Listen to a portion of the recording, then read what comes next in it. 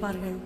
Aunty ப்ரேயருக்குன்னு முட்டி போடுறேன், ஆரம்பிக்கும் போது நல்லா ஆரம்பிக்கிறேன், அப்புறம் என் சிந்தனை எங்கேயாவது போயிடுது.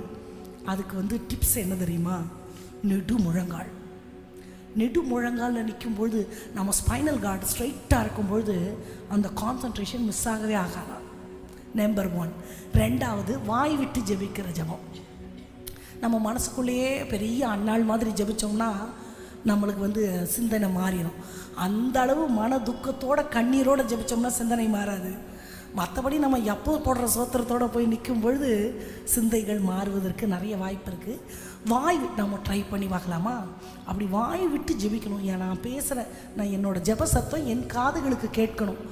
அப்போ இந்த 2 மட்டும் ஃபாலோ பண்ணால் போதும். அரை மணி நேரம் ஜெபிக்கிறோமோ 1 மணி நேரம் ஜெபிக்கிறோமோ டசன்ட் மேட்டர். சிந்த ஒரு நிமிஷம் கூட செதறாது. 100% ஆண்டவர் சொன்ன மாதிரி அந்த முழு சிந்தை